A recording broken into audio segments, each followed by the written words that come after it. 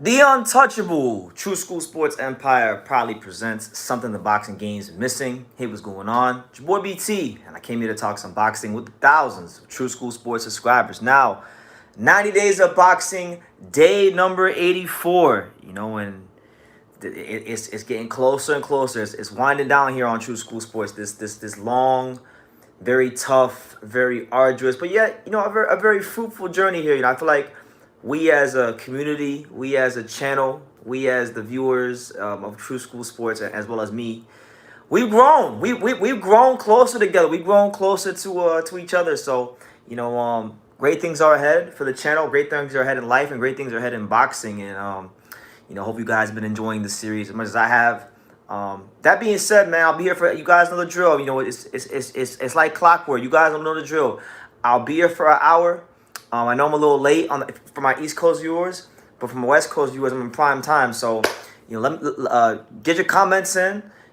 Smash that like button. Definitely get your comments in, and guys, program reminder. Tomorrow there will be a live fight reaction. The live fight reaction will be for Jared Anderson versus Rehad Mary. I'll be live for the majority of the card, so definitely tune in. Definitely get your comments in. Definitely make plans to be with me and Pops for that one, because it will be a lot of fun. But yeah, man, busy day today here in South Florida. Kind of catching up on some things, running errands. A lot of cool things happened today. Bought a little scooter today, so that was pretty cool. But nonetheless, man, enough of me, enough of what I got going on. Let's talk some boxing, man. Let's talk some boxing. All right. Shout out to all 7 of you here. Jesus Sem says saludos BT. Good to see you, Jesus Sem. Lord Zed says BT. Good to see you, dog. Good. It's good. It's good to be seen. It's good to be here, man. I feel good. Got my hair cut. Got my scooter I bought today, which I'm pretty excited about that. I've been waiting to do that for a little bit of time, so happy about that. Just life's good, man. I can't complain. BT, have you met any bare knuckle fighters? Jesus wants to know, have I met any bare knuckle fighters? Yes, I have. I know. I met Jake Botswick. I don't know if you know Jake Botswick, but he's fought in BKFC, I believe. He's a British dude, tattooed up. I met him a couple times. There's a lot of bare knuckle fighters here in South Florida, and funny enough, there's boxers here that I know from the amateurs that, they kind of do both. They do boxing and they do bare knuckle. So, I know, Bryce Henry, he's another one. So, yeah, no, I met a couple. Enrique Luna says, let's go, BT. Are you ready for Las Vegas again? I just got home, man. So, I have my target date for Las Vegas in my head. I'll be going back to Vegas on May 4th. I'm really just trying to enjoy these 3 weeks home and get every last bit out of every last day, because you really and truthfully, with Vegas, with all this traveling, man, I'm starting to appreciate these days home a lot more, because so much going on, so much time moving by so fast, so I'm appreciating things being a little slower right now. But yeah, I am ready for it. Angelo Lee will be starting training camp by the time I get back, so I'm very excited to be part of his training camp, and as we prepare for the world title, with Bernardo Lopez. God willing, Top Rank go ahead and they make the fight happen, because that's a fight we all want it. We all want it, and yeah, it's a good fight for boxing. But shout out to Weekend of Warrior Boxing. He says, how do you feel about the WBC president wanting 6 judges? And I made a video about that. I made a video about that. Basically, I think it's the wrong time to be doing these little boxing science experiments. I'm not against 6 judges, but what I am against is, testing it out in a big time heavyweight undisputed fight. This ain't the time for little boxing science experiments, Mauricio Suleiman. So I'm not against it. It's just the timing of it is corny to me. And I spoke about that when it first got reported. Lloyd said wants to know what kind of scooter. I want one too. I don't know the actual name of the brand. I think it's called a Flash 150. It's a 150cc, so it's a lot It's faster than, and it's got more torque on it than my last scooter I had. Cause my last scooter was a 50cc. This is a 150cc, so it's crazy, man. I rode it today once, and it was different. Guys, there's 13 of you guys here. I only got 3 likes. Guys, don't be stingy, man. I'm coming here every day. I'm interacting with you guys. There's apart from maybe the Boxing Boys, there's no channel at this level, that's I feel going live consistently. Man, smash that like button, man, so YouTube knows that you rock with your boy True School Sports, the untouchable True School Sports Empire, and so it gets pushed out to more people who aren't already subscribed to the channel and whatnot. You know, that would be a big help, and it's free. So just do that for me if you can, please, and thank you. Alonzo Amazing says, BT, salute the legend, salute to you, champ. I'm just a kid from Dania. Good to see you. Hawker Mustang says, salute to Hawker Mustang. And he said, Jake just had a boxing fight recently on an influencer card. Yep. I know Jake because Jake Boxwood, he trains down here in South Florida at Beta Bay Boxing with Jeff Ports. You know, good coach, good friend of mine. You know, guys whose gym at his old location. I used to train there a lot, like 2020, parts of 2021. So yeah, good people there. Morel versus Hot Rod at 175 is that a good fight? Yeah, it's a good fight. I mean, look, Morel's got to stay busy. I don't know if I think I might have seen something about that today on Twitter. Correct me if I'm wrong, but Morel needs to stay busy and he needs to stay active. And he Hot Rod is a fighter that's fought a lot of fighters. Like Beterbiev and Marcus Brown, and he's just come off a win against who did he just beat? He beat somebody recently. I forgot who it was. He beat a good veteran recently, but I can't remember who it was on Pro Box. Big, strong guy. Experienced fighter. You could do a lot worse as an opponent than Hot Rod. So I'm not against it. But yeah, man, get your questions in, guys. Let me know where you're watching from. Let me know what city, what state, what continent you guys are tuning in from. And yeah, I want to see how international we are. By the way, Sullivan Barrera, Jesus Sam, thank you. It was Sullivan Barrera whom he knocked out. So yeah, Sullivan Barrera, he pretty much ended his whole career. So that's what it is, man. But you know what? I guess when I'm sitting here, what we could do, and what I want to do a little bit while I'm sitting here is kind of preview tomorrow's card, preview tomorrow's top rank card. Maybe talk about not just Jared Anderson and what this whole card fight means for him, but maybe some of the guys on the undercard, because you got like Ruben Diaz in action, so another guy. Big key name in the featherweight division. He's in action, so I have my eyes peeled to him. You got not just Ruben Villa, but you also got Abdullah Mesa on the card. He's getting closer and closer to that contender status. So let's run through it, man. Let's really run through this card. And if you guys got any questions about anything else, drop them down below, super chat. But I wanted to kind of just give my thoughts on some of the notable fights on the card tomorrow, because I think they're worth talking about. Now we'll start with couple things. Now you got Robinson Conceição in action. It's his first fight since the draw against Navarrete. He's taking out Jose Ivan Guardado Ortiz, 15-1-1.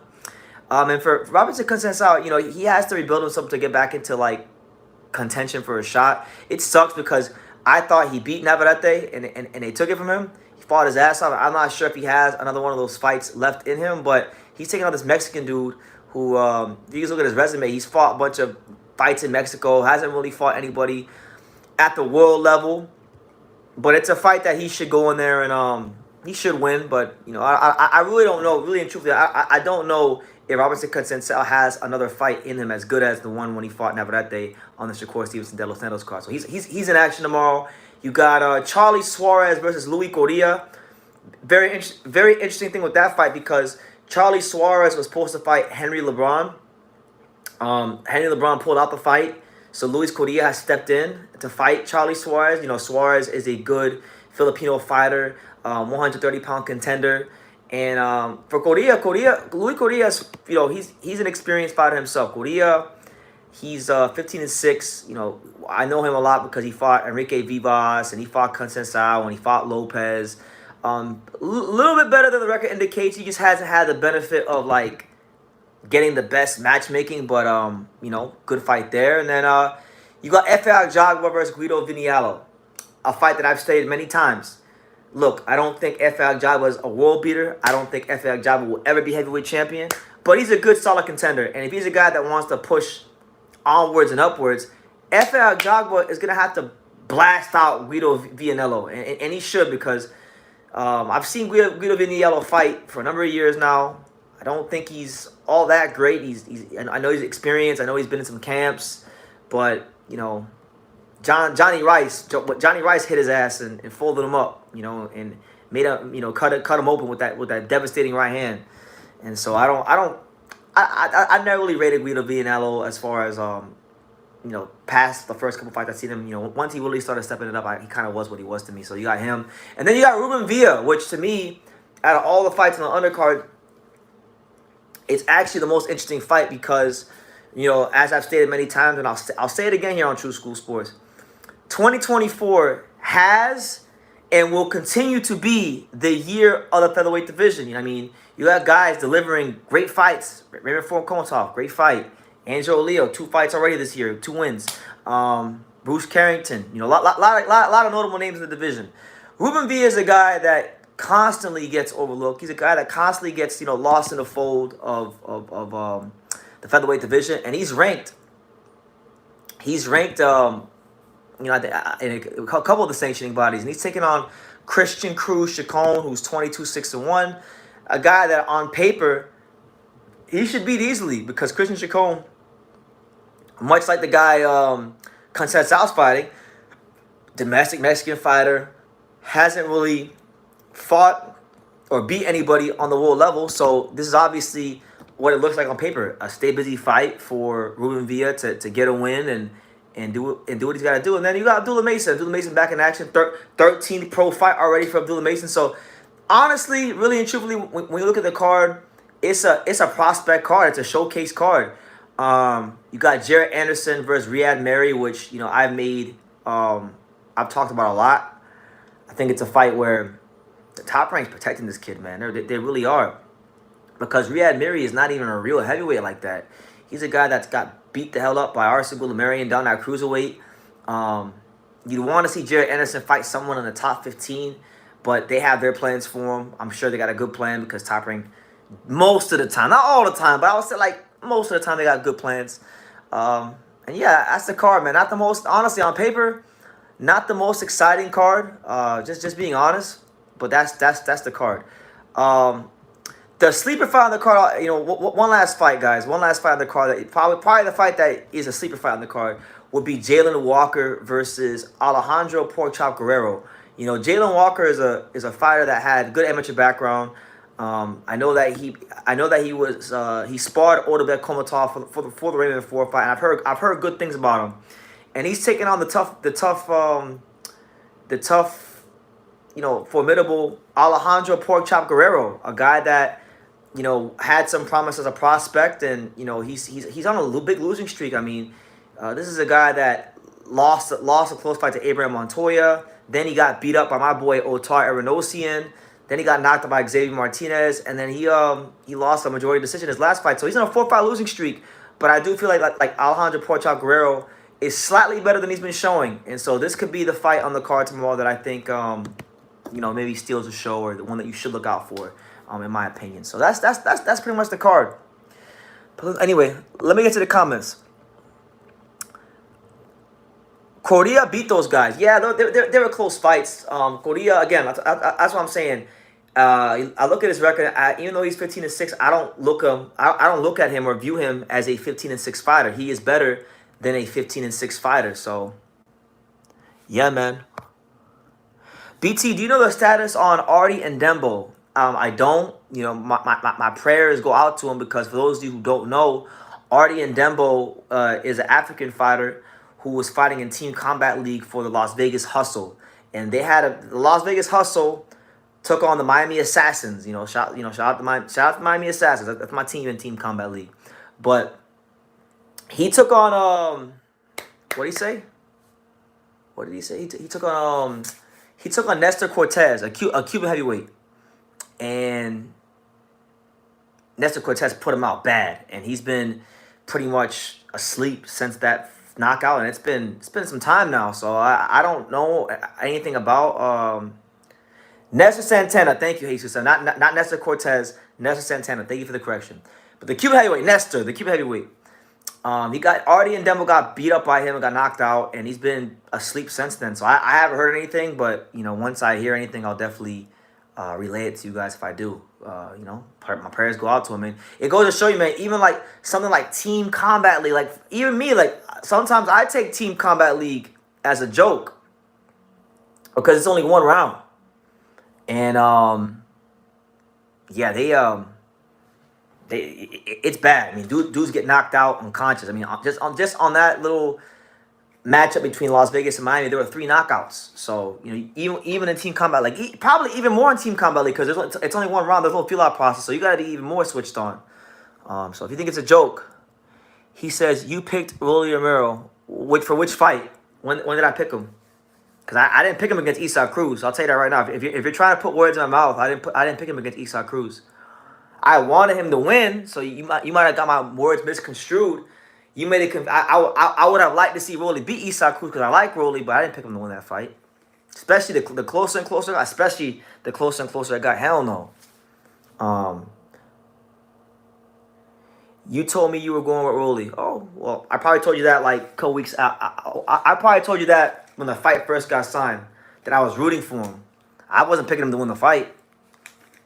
But if I told you that, I changed my pick. If that's what I told you, then I must have changed my pick then, because I don't remember telling you that.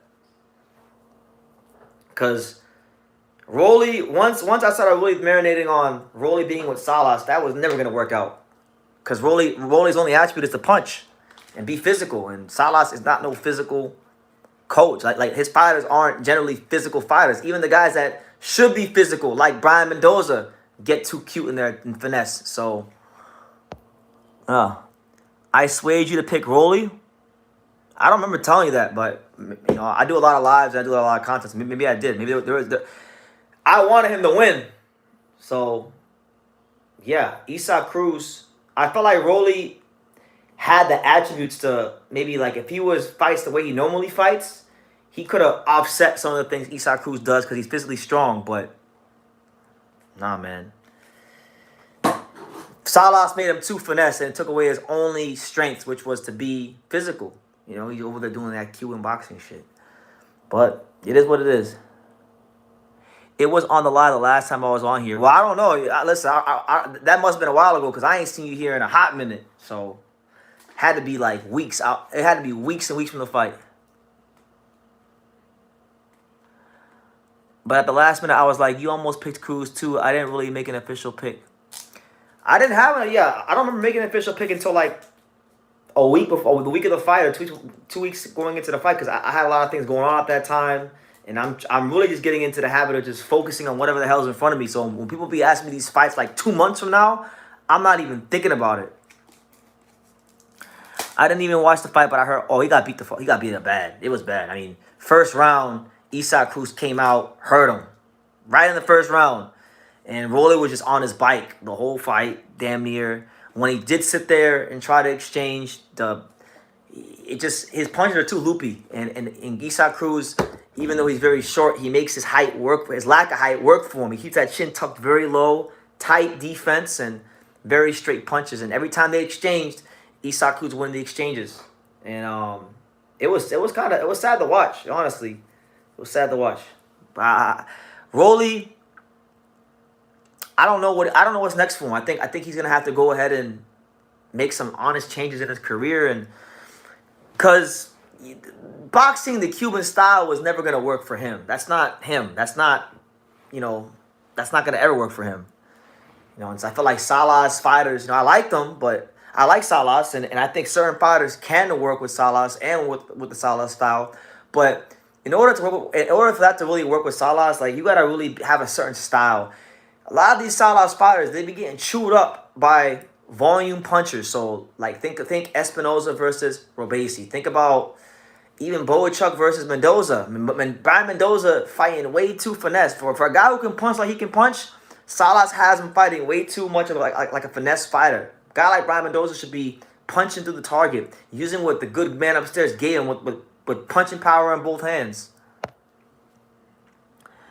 Santos S. Montanes says, yo, what's good, champ? Just chilling, man. Just chilling, getting it in today. 20 minutes in on the live. Funny enough, and by the way, guys, smash that like button and super chat. But funny enough, I know Canelo did an interview recently, and I wanted to touch on that a little bit, because I heard Canelo moaning and complaining that fighting Benavidez with a rehydration clause is a lose-lose. So here's a crazy idea, Canelo. Why don't you just fight him without a rehydration clause? If it's a lose-lose and you want your credit for the fight him without a rehydration clause. I don't understand Canelo. Like, I don't understand how Canelo can sit here and say, I can do whatever I want. But then when asked about fighting Benavidez, he cares about what people think. If this is all about doing what you really wanted to do and guiding your career how you wanted it to be, then do whatever the fuck you want to do. Don't sit here and complain about people not giving you credit because you're doing whatever you want. I'll tell you guys like this: when I'm doing whatever I want to do, I don't care about what people say. And Canelo should adopt the same. If he's doing whatever he wants, then public criticism shouldn't get to him. You know. But clearly, whether he wants to admit it or not, public criticism is getting to him, and the fact that people are calling into question just how good he is getting into him. So my thing is either, do what you want to do and put a rehydration clause on him, or shut the hell up and fight him without a rehydration clause. But either way, look, people want to see that fight. You like there's no ifs, ands, or buts about it now. Canelo Alvarez is ducking him. And I hate to say it, but he is. It's sad. What do you think Rolly should do now? I think Rolly should stop training with Salas because it doesn't work for him. I think Rolly should get with a coach that's gonna take his strengths and amplify them, which is his strengths would be his physical strength, his athleticism, and his ability to punch, and maybe tighten up some of them fundamentals, tighten up like how straight his punches are, because he's too wide with his shit, man. And that's why he's getting knocked out. That's why he got knocked out against Tank. That's why he lost the majority of the exchange to Cruz. He needs to tighten his shit up a lot more. There's a lot of good coaches out there, so hopefully he makes some good decisions, some good, proper, real decisions. Floyd did whatever he wanted to do, but public criticism still bothers him. Okay, well, listen. In life's all about trade-offs. You don't get to have your cake and eat it too. You got to go ahead and... Does Canelo want to be beloved by the Mexican people? If so, fight Benavidez without a rehydration clause, or just fight him in general. I don't think it should bother him. I don't think Canelo should be too concerned about what people are saying, because even if Canelo was doing everything right, and this is where I actually agree with him, even if Canelo was doing every single thing right, if he was fighting these guys when everybody wanted to see them, there's always going to be criticism, because, you can nitpick. Boxing fans, I've heard boxing fans nitpick everything. Like, I'll give you an example. And I'll use Angel Leo as an example, right? Because this is a guy that's fought 3 times in 5 months. So generally, he's active. He's fighting. He's not fighting like A++ fighters, but he's fighting good live competition. Guys that come to win. And I've gotten comments here on my videos saying like Angelo is being protected and he doesn't believe in himself and this, that, and the third. And I'm like, it's quite the opposite, but you don't know what you're talking about. People nitpick every fighter gets nitpicked. The champions, the Hall of Famers. I mean, they nitpick Sugar Ray Leonard. They nitpick, even now, people who get in debates, they nitpick Sugar Ray Leonard. They nitpick Julio Cesar Chavez. So my thing is, he should not be concerned with public perception of him. All right, do what you want to do, because that's what you keep saying, and don't really care too much. But deep down he does care, because he's human, and he does want to shut people up, and he does want to shut. I think deep down Canelo does want to shut some people up, but he's honestly sounded like a straight coward. Honestly, it is what it is. I mean, I've never really thought the highest of Canelo, and that's putting it lightly. But I'm not like I don't know why everybody's surprised by his behavior, because I'm not surprised by how he's acting, because this is who he's always been. If you really paid attention, this is who he's always been. Maybe Rolly should go with Abel Sanchez. I mean, yeah, that could be a good coach if Rolly went with Abel Sanchez. I mean, is Abel Sanchez even still training fighters anymore? I barely see or hear about Abel Sanchez these days. I mean, Hawker. I'm not gonna talk about other channels on here, but look, people have their preferences, people have their biases, and look, he's entitled to that, and that's all I'll say on that. We're not gonna talk about other channels on here like that. BT, what are your thoughts on Ryan Garcia? I didn't even. I've been so busy today. I didn't even see that. I don't even know anything about that. He went to the Nate Diaz press conference. I'll have to check that out. I didn't even know about that. But I don't think anything about it. I think Ryan Garcia is being Ryan Garcia. He's promoting his fight. He's saying all kinds of crazy shit. I mean, today on Twitter, I've seen Ryan Garcia challenge Terence Crawford. I've seen him talk about Kylie Jenner being his girl. I've seen all kinds of shit. You know, he's always finding ways to say outlandish shit and promote his fight. So it's just Ryan being Ryan. You know what I'm saying?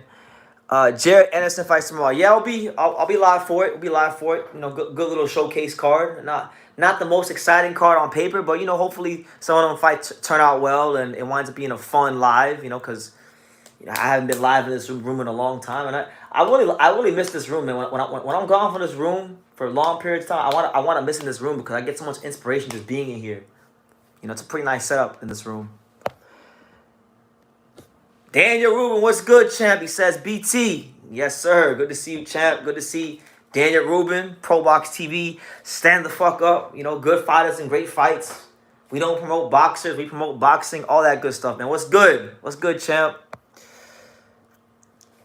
Got to make sure that, and I got faith, man. I got faith that the fine folks at Pro Box and the fine folks at Top Rank are going to get that Venado Lopez fight over the line, man. But I'm looking forward to hearing that announcement, you know, that they're going to fight. The formal announcement.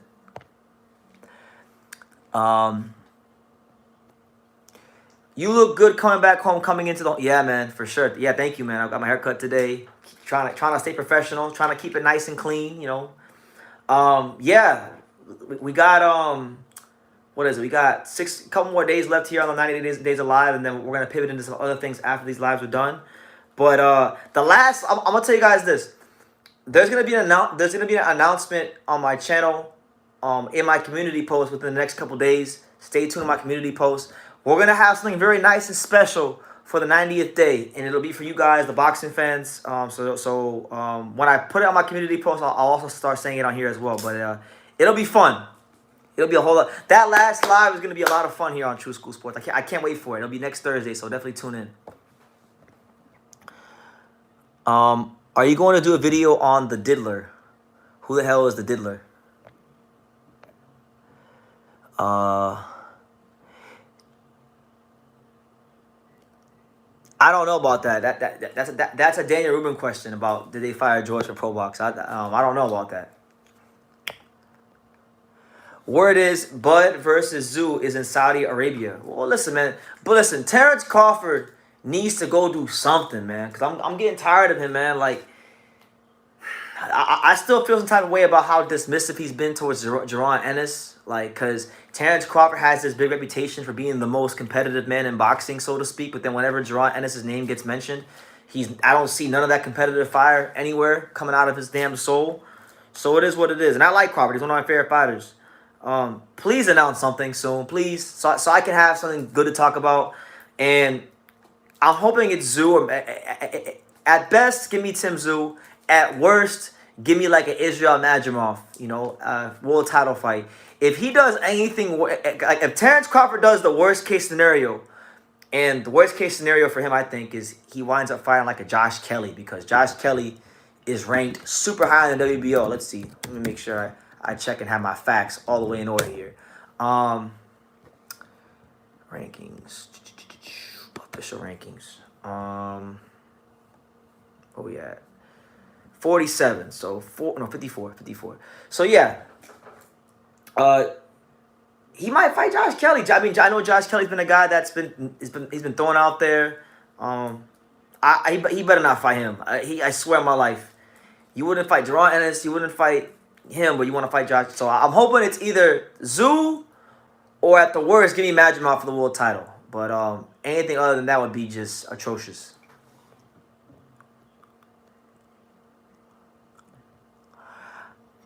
For the 90th day, bring on a ring card girl. That's actually not a half bad. That's actually a good idea. I might need to make some phone calls, and we might need to make that happen. I don't think he dismisses of Boots. I think he is playing hard to get a big money offer. He is at the end of his career. No, he's dismissive. I mean, that could be part of it, but he's dismissive. He's never, ever, before, during, or after the Spence fight, ever showed that real interest to want to fight. And it's corny the way they've been acting. Like not just him, but the whole team. Like when I interviewed Bomac at the Jermaine Ortiz Teofimo fight, and he was celebrating ducking. I mean, come on. Hey Daniel, are you still there? Is Daniel Rubin? Are you still there? Daniel, if you're still here, Daniel Rubin, if you're still here, do you know any ring car girls in South Florida? We might need to go ahead and bring them on for the 90th day. So if you know any ring car girls in the South Florida area, put them in touch with me. We want to do it big for the for the 90th day on next Thursday. We might need to go ahead and do that. I know you're the plug, man. I saw the ring car girls hugging you at the fight, man. I know you know them. I know you got the plug. P. Diddy? Nah, I ain't doing no video about P. Diddy. You know, listen. We saw Devin Haney in his pool, and we'll leave it at that. We saw Devin Haney in his pool, and we saw what he put in the Instagram caption. We'll leave it at that. Some things don't need to be explained.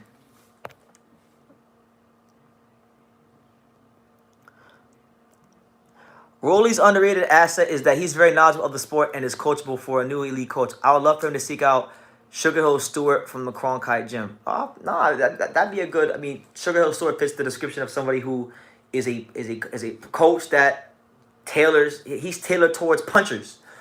I would like that. I mean, one guy I think would be a perfect fit for Rolly would be like Miguel Leo, Angelo's dad. I mean, he doesn't train anybody else but his son, but I know that they have a good relationship with Rolly, and I feel like Miguel would get the best out of him, and he would command respect in that corner from Rolly. So I would like that. I mean, look, there's plenty of good coaches out there. Rolly just has to find the right guy for him to get the best out of his abilities. Salas, fantastic guy, great coach, but I don't think it works for Rolly. If that's the case with Bud, the whole welterweight division is ducking. Ducking who? Ennis? I mean, that was the case. A lot of guys didn't want to fight him. I mean, I know fighters personally who didn't want to fight Boots, like straight up. So, like Terence Crawford, I hold Terence Crawford to a higher standard than most fighters because he's one of my favorite fighters. He's a great fighter. I just don't like I don't like how he's acted whenever Boots' name gets brought up. And look, Boots hasn't been without fault here. I want to get this very clear because people think when I start going off on Crawford that I'm excusing all the bullshit Boots pulled. No, I'm not. I feel like, you know, Boots, he had a bad situation going on, lawsuits. They were loyal to, you know, the Weasel, Espinoza. And that's what kind of hindered him as well. But, again, I hold Terence Crawford to even a higher standard than I hold Jaron Ennis. So when Jaron Ennis' name gets brought up, I don't want to hear business talk from the most competitive guy in boxing. You know, the most competitive man in the sport. Because that's what people say. They say, oh, Terence, he plays ping pong in the gym and he wants to beat everybody. If he plays darts, he plays basketball. He's so competitive. So when his name gets brought up, I don't care if he's not gonna like. Honestly, if the fight happens or doesn't happen, it is what it is. But just show me a little bit of that competitive fire that I see when, you know, other guys' name is brought up. I don't want to hear that he brings nothing to the table and he's not this and he's not that. It's corny. Get a real ring car girl and not a hooker. Not for sure. Can't even afford the hooker, so. I haven't heard anything out of Floyd Mayweather Sr. in a long time. What happened to him? I'm not sure. I don't know, man. Probably just chilling and living life. Bud Crawford will probably fight Keith Thurman next year. Well, he should fight Keith Thurman. Earl Spence and Terence Crawford never solidified themselves as the best welterweight of their era because they didn't fight Keith Thurman. Yeah, how about that? How's that for a take? Terence Crawford and Earl Spence, yeah, that was a cool little fight, but neither one of them fought Keith Thurman. And the only guy that beat Keith Thurman was Manny Pacquiao. So how about that? How about one of them fight Keith one-time Thurman to truly solidify themselves as the welterweight of their era? Because,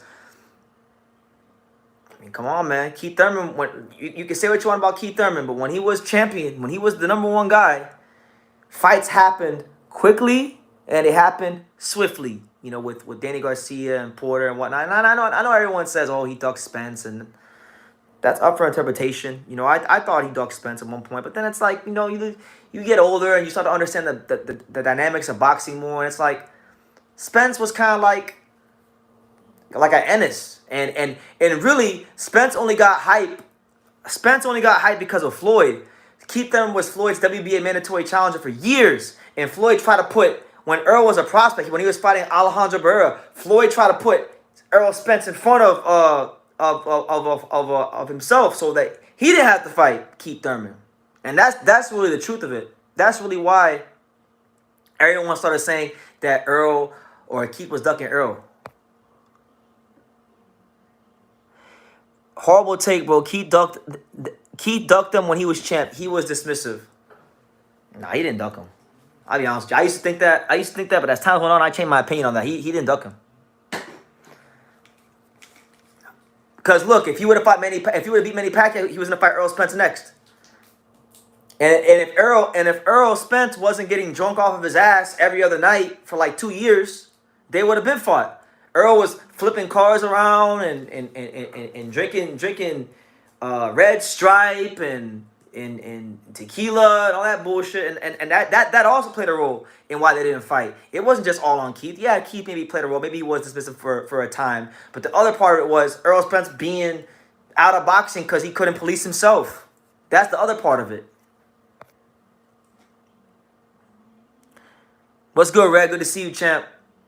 Lloyd Zed says Garcia and Porter were killers when Thurman beat them. Spence beat Bundu and stuff, but was still. That's what I'm saying, man. Like, people like, that's why I hate when people like I understand Keith Thurman's been on some bullshit for a number of years, and I'm with all that. Like, he's been inactive, he's been pulling out of fights. I get all that. He is sometime Thurman, but when he was champ, when he was the guy, he was good for boxing. Dude was pulling in crazy ratings on PBC. He was unifying titles, giving you guys great fights, giving you guys great interviews. I mean, come on. And people just forget all that. People forget all that because he didn't fight Earl Spence, who for like 2 or 3 years couldn't even police himself enough to get to the damn ring. And you want to just blame it all on Keith Thurman? Yeah, he played his role. He had a role to play on the fight not happening for sure. Was he dismissive for a time? Yeah, he was. But again, if Earl wasn't getting drunk off of his ass and flipping cars over, they would have fought. That's the truth. That's the truth that nobody wants to give any thought to. Just because it's more convenient to just say, no, he ducked Earl Spence, Keith Thurman is the coward, and and all the bullshit boxing fans like to say. But meanwhile, when Earl became the quote unquote guy in the division, when he got the Keith position, it took him 5-6 years to fight Terence Crawford. Because he didn't have the minerals, he didn't have the belief in his heart to go fight Terence Crawford, and he wanted to play the bullshit. Oh, he's on the side of the street, he's on the wrong side of the street talk, you know. So I'm not like, I understand the Keith Thurman slander, but I'm only gonna listen to it to a point because I've got great memories watching him fight on CBS, pulling in 4 million views, you know, being good for boxing. I don't think Earl. Honestly, here's another. You want another Keith Thurman take? Here's another take. I don't think Terence or Earl were as good for boxing as Keith Thurman when he was champion. Because again, the proof is in the numbers.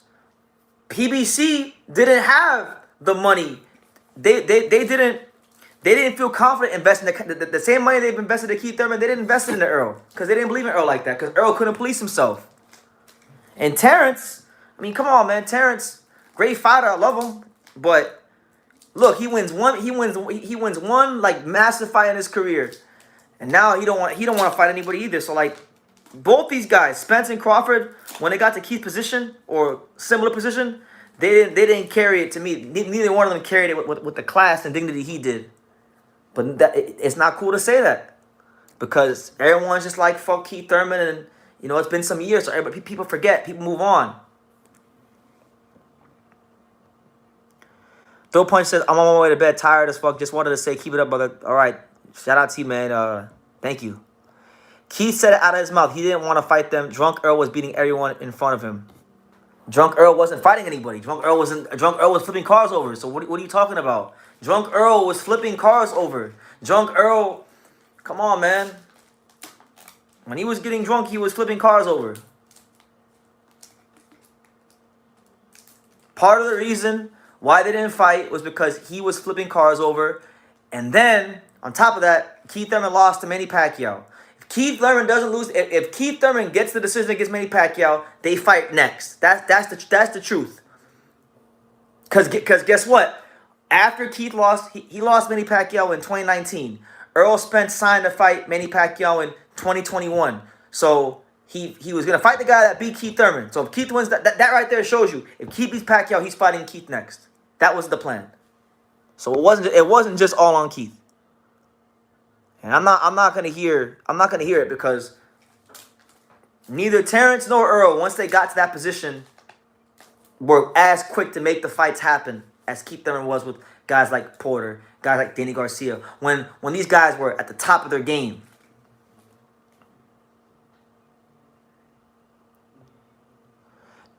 But shout out to everybody here, man. It's good boxing talk, man. I can't believe we're already 40 minutes in. Time's just zooming by. But smash that like button. Subscribe if you're new to the channel. Definitely super chat. We here, in the final stretch.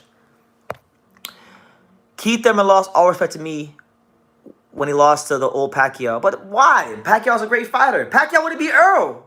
If Pacquiao would have fought Earl, Earl was gonna lose to Pacquiao too. All that.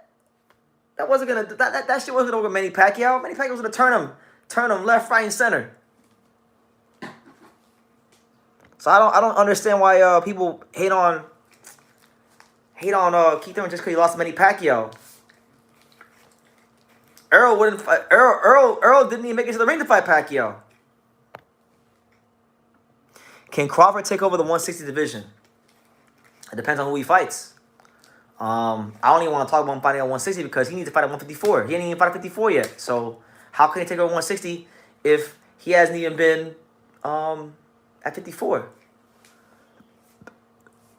Just like Bud, Pac would have went ape shit with speed. Yeah, and I remember when like a year before that fight even got signed, a year and a half before that fight got signed, and they were just talking about Pacquiao versus Spence.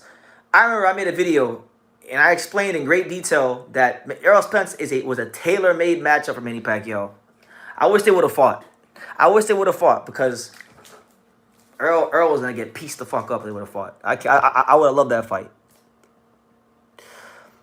Especially because Manny wasn't even gonna fight he wasn't gonna fight the Earl Spence that fought Lamont Peterson that was more in shape and condition and was living more of that life. He wasn't gonna fight the Earl that fought even like an Algieri or Kell Brook. He was gonna fight the Earl Spence that flipped over was flipping over cars and whatnot. There's nobody at 154 he can fight because I know all the belts are tied up. No, he could fight Israel Madrimov. Madrimov don't gotta fight. Israel Madrimov, the WBA champion from Uzbekistan, he could fight him.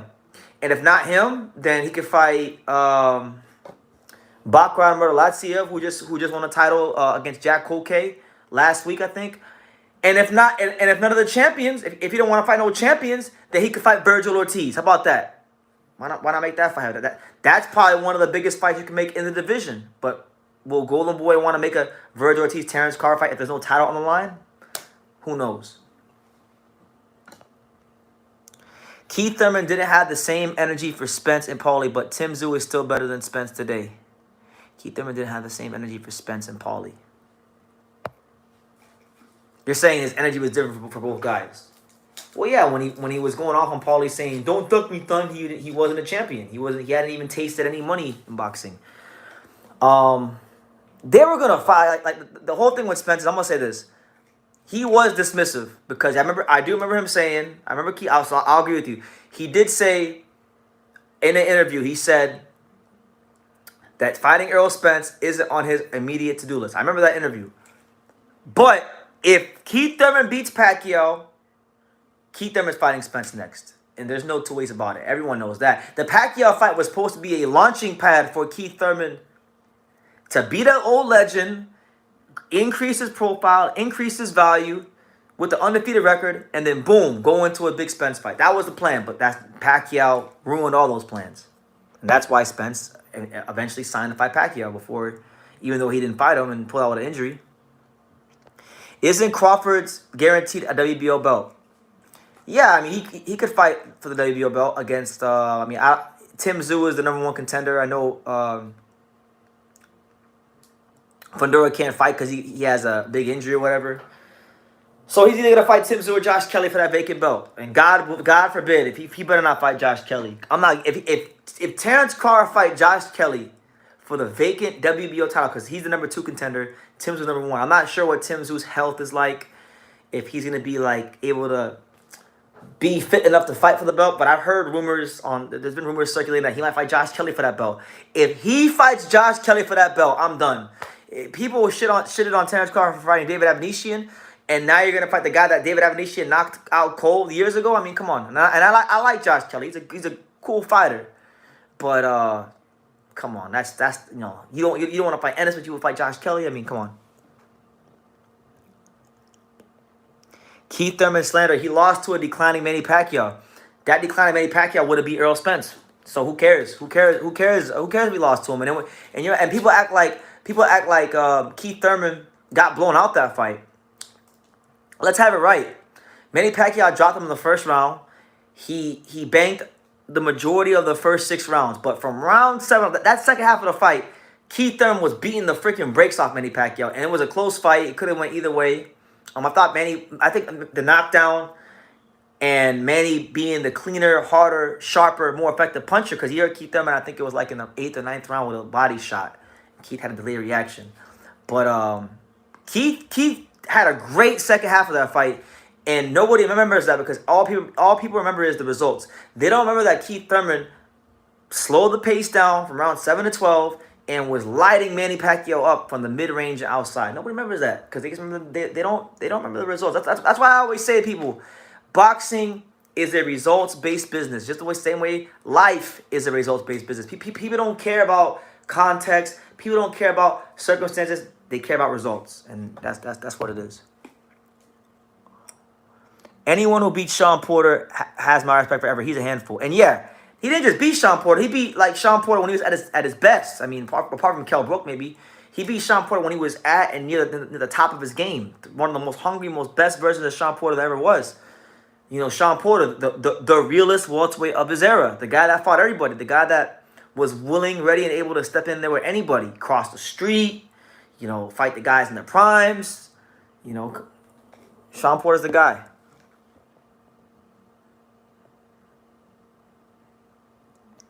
What is Canelo's path after he beats Munguia? Do you think he will retire next? I hope so. I think Canelo retiring here in boxing would have so many positive effects. I can't even begin to tell you how many positive effects Canelo retiring from boxing would have. First and foremost, guys in and around his weight would actually start fighting each other because they're not waiting for the Canelo stimulus check. So that's #1. #2, we would have a better quote-unquote face of boxing because they say Canelo's the face of boxing. I think he's done with that responsibility. I think he's done a pretty bad job of it, of carrying that responsibility because he's showing the world how to act like an entitled, for lack of a better term, an entitled fuck. That's what he's been ever since he's been labeled that. Ever since Flo retired, that's what Canelo's been his whole career since Flo retired. So I would love for him to retire, but if he doesn't retire, I would like to see Canelo fight. I don't know. I mean, Benavidez. Give people what they want. Give the fine folks in boxing what they're asking for. Edgar Allah says, I'm driving to Tijuana for some meds, but listening to my boy BT, him and TDV and Punch, that's it for me. Oh, and Pro Box. Well, look, that's a pretty good company right there. Me, the Boxing Voice, Punch Drunk Boxing, and the fine folks at Pro Box TV. So I'll take being in that company any day, man. Safe driving Tijuana, you know. Safe driving Tijuana, man. I know can get dangerous, get a little hectic out there sometimes. Do I like Sergey Bohachuk? Of course, I love Sergey Bohachuk. Sergey Bohachuk, I've had him here on the channel. I interviewed him right before the Mendoza fight. Good fighter, you know, has done things the honest way. You know, had a bad loss against Brandon Adams some years ago on Ring City, USA. Been building himself back up, and he's one of the best 154-pound contenders in the world. You know, good boxer from the outside, high volume puncher, good power. You know, just a real solid fighter. I like Boachuk, and I hope Boachuk gets his crack at a world title. Do I still support Demetrius Andrade? The fighter. If he's in the ring and he's fighting, I will always support him because I like Andrade as a fighter in the ring. I like his skills, but everything else around him, I'm good on that. He really pissed me off the last 3 years. So, yeah, if the rumors are true and he fights Dan Morrell Jr., I don't think he's winning that fight, but I'll definitely support him because I've enjoyed him in the ring. It's just that everything around his career has pissed me off. Like, just because, I've always looked at boxing from a managerial standpoint, and I feel like it's just been bad decision after bad decision. But, look, he got money. He's financially stable. A lot of fighters can't say that. So I guess, in a sense, he was a champion. He made some money. But I just feel like with a guy of his pedigree and his skill set, it should have been more than what it was. Shout out to Frank Deuce. He says, what's good with Boots now? Where does he go from here? And do you think he will get the big fights? I don't know if he'll get the big fights, but I think there's a bigger chance of him getting the big fights because his profile is going to grow. He's going to be active. He's going to finally be afforded that chance to build himself in Philadelphia because I think Eddie Hearn won't try to overcomplicate things. He'll box him often. He'll box him in Philadelphia. He'll get his profile bigger. Not just in boxing, but outside of boxing. And once I feel, once they feel like they got their timing with him promoting him, I feel like, my bad. I feel like Jerron Ennis will, or Eddie Hearn will make Terence Crawford an offer for the Jerron Ennis fight, and I hope he overpays Terence Crawford, does whatever he can to do because I still want to see that fight. So the Charlo brothers don't play a part in this convo. I'm not really concerned with the Charlo brothers. They got problems bigger than boxing that they need to take care of, honestly. Jamel and Jamal. Jamal hasn't... I don't even count the Jose Benavidez Jr. fight. In my mind, he still hasn't fought in like two years, whatever it is. That don't even count because he fought a guy that was a 47-pounder, damn near at 68. So, no. I'm not worried about Jamal. And Jamel... I appreciate Jamel's run at 154. Like, it was a great run at 154. I really grew to become a fan of his at 154. But once Canelo gave him that stimulus check, he just, for lack of a better term, he spread his cheeks and he laid down for him. And I hated it. So I lost some respect.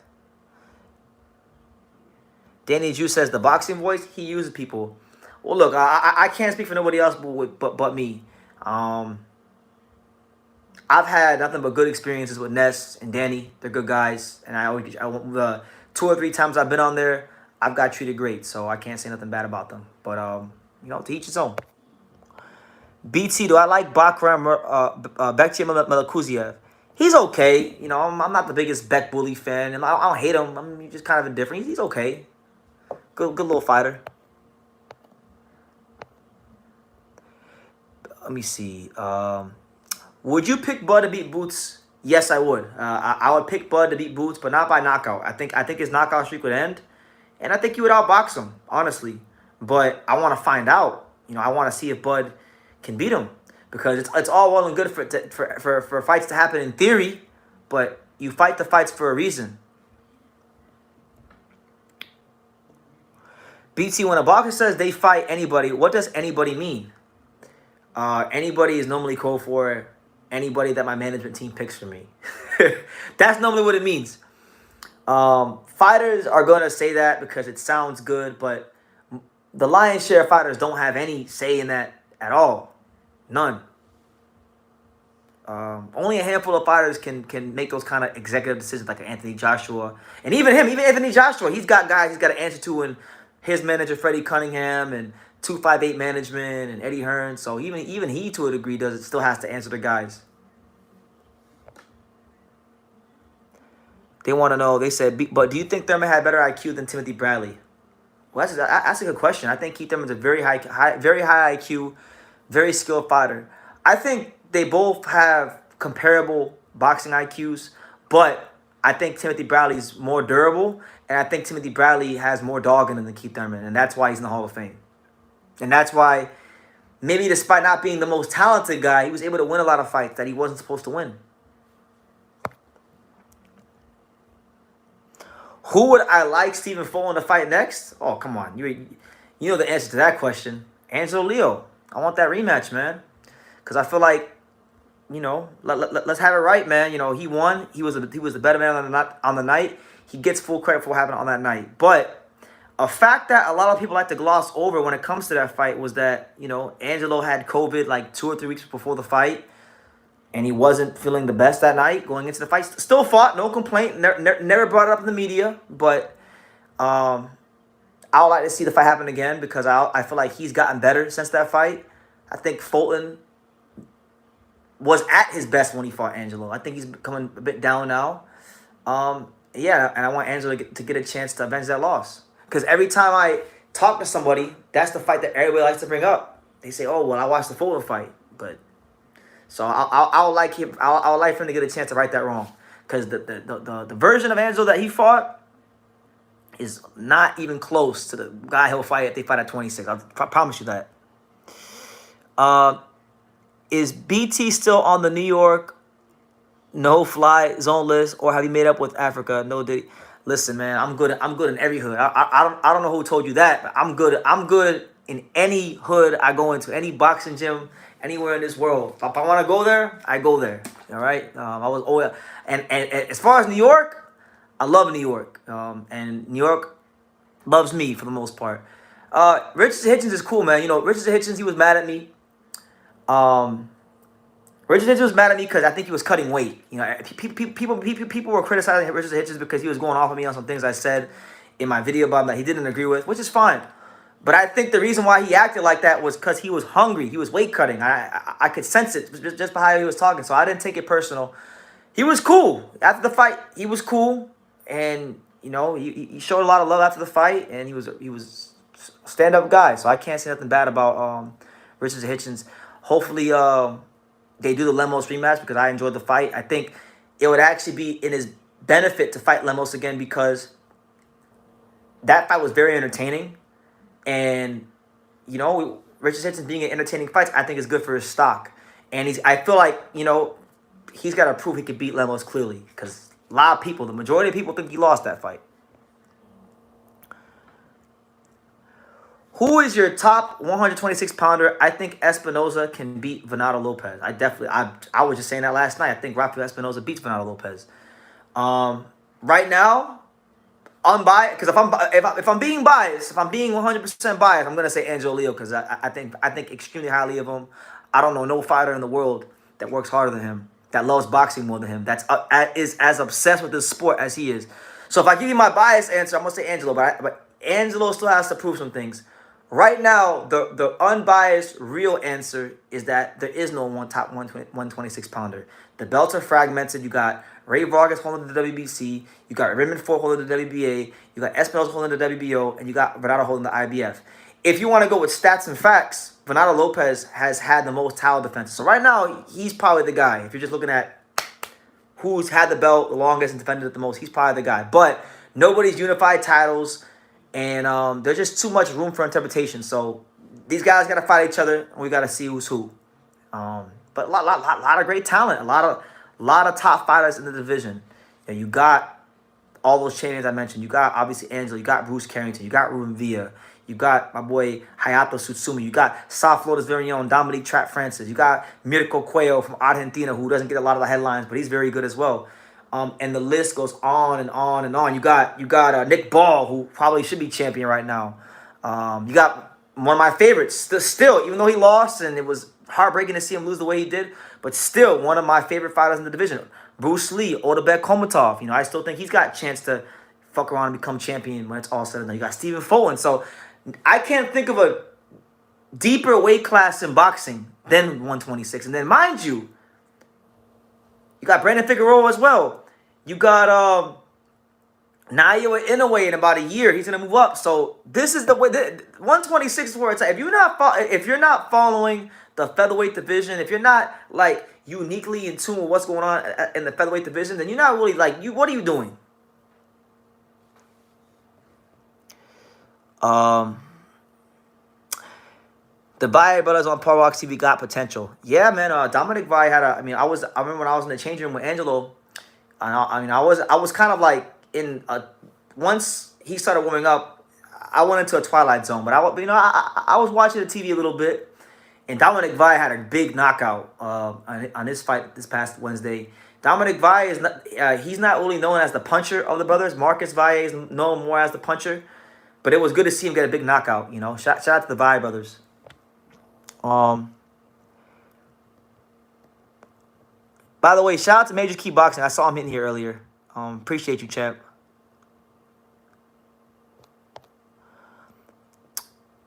Is Blair the Flair a dark horse at 147? I don't think so.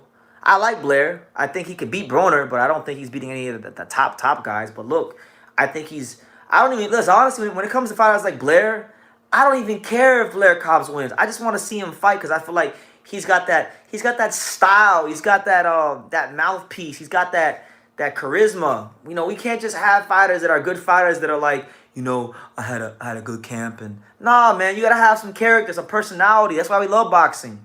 So I think at best he's a fringe contender, but he's someone that's fun to watch. You know, he's gonna go in there. He's gonna throw punches from the ground and the ceiling, and he's a little unpredictable. But I don't think he's winning any world titles.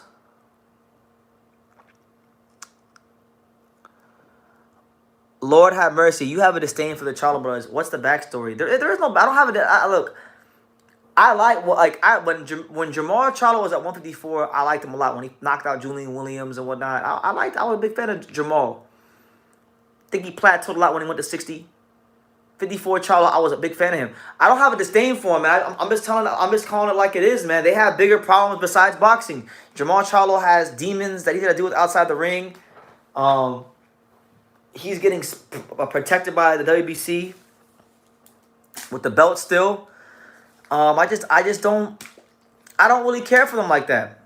They can fight, but I think their best days have passed already. Just being honest, they're not gonna fight no better than they've already fought. Like Jermell isn't gonna give me no Jason Rosario or John Jackson type of performance. So it's like I think Jermell got his money. He kind of showed who he was at this point in his career in the Canelo fight. Jamal hasn't had a great performance for about 4 years now. The last time I watched Jamal Charlo fight, and I said, "Wow, Jamal Charlo really looks like a world beater, a guy that on his night could beat anybody in the world." Was when he fought Sergey Derevyanchenko, and that was almost 4 years ago, guys. So I don't have a disdain for him. It's just that, like, what is there to be excited about? A-Buff50 says, I'm hyped for Dominique Francis. I first seen him in a mini documentary and then his amateur fight versus Castro, and I'm pretty sure he lost, but he's got potential. He does got, I like Trap. Great friend of the channel, great friend of mine. You know, I love Dominique. He's one of the fighters here in South Florida that I really want to see do well. Now, I'm not gonna lie to you, Dominique Francis is up against it. He's got a lot of good guys to compete against in his weight class, and I feel like he's developing. He's 15-0 now, but I think matchmaking wise, they're gonna have to step him up a little bit because he's gonna have to be ready for a fight against somebody in the top 15 really soon. And I don't know if the fights he's been taking have fully got him ready. Just being honest, just being objective about the situation. But I like him, man. I would like to see Dominique Francis win a world title one day, but he's got work to do. Athletic, good jab. Just got to become a more well-rounded fighter. Alex, and by the way, shout out to my guy Alex Fitzmaurice. Hope you're doing well, Alex. So we'll have to get up soon, Alex. So yes, sir. He says a lot of boxing fans have disdain for the Charlos, especially Jamal, at least. Yeah, I don't really have disdain for him, to be honest with you. I'm just telling it like it is, you know. Only fighter I have this right now. You guys want to know a fighter that I have disdain for? You want to know who I really? It's bordering hate. It's bordering damn near hatred. You guys want to know who I really don't like in boxing right now? I'm gonna give you guys a name. The guy that I have like disdain for right now in boxing is Vidal Riley. I cannot stand Vidal Riley. I swear I don't care who he fights. I hope they knock him. I hope they beat the freaking brakes off of him. I'm gonna tell you why I don't like Vidal Riley. Because Vidal Riley is a fake fighter. Vidal Riley is somebody and I call him a fake fighter because he tried to call out my boy Isaac Chamberlain when Isaac Chamberlain won the British title against Michael Lawal, right? And everyone says that Isaac Chamberlain needs to go fight Vidal Riley, right? Now, Isaac Chamberlain fought everyone in the UK as a prospect up to now. Lawrence Okoli fought him in his 8th, 9th fight. Lost, but it was a boring ass fight, but fought him. You know, still took that risk. Chris Miller Smith lost to him in a very entertaining fight, but it was British Fight of the Year. Who else was it? He fought Michael Lawal, won the British title. Fought Wadi Camacho, fought Luke Watkins. Literally fought damn near every fighter from his era, from the UK, in the cruiserweight division. All right? And people tell Isaac had promotional problems. Isaac had all these things going on in his career that hindered him from progressing faster. Now he's ranked. Now his career is going in a good direction. Now he can finally push onwards and upward towards a world title. And they want him to step down to Vidal Riley, who's not ranked anywhere, just because he's popular and has some Instagram followers. And honestly, I'm glad Isaac Chamberlain ain't fighting him next. Not because he can't beat him, because he would beat the living shit out of Vidal Riley if they fought. No doubt in my mind about it. Vidal ain't like that. I just don't like the fact that everyone else gets to push on their career at cruiserweight, you know, but Isaac Chamberlain has to fight the whole UK. He got to fight everyone, you know. So I'm glad, you know, he decided to go. He made the right move. He's fighting Michael Cheslak, former world title challenger for the European title. And look, he may win that fight. He may lose that fight. Who knows? But at least he's doing the right. He's making the right move to push onwards, upwards towards becoming a world champion. Which, you know, I have a deep and profound respect for Isaac Chamberlain because I met him when he was at the worst part of his whole career. Down here in Miami, nobody wanted to sign him.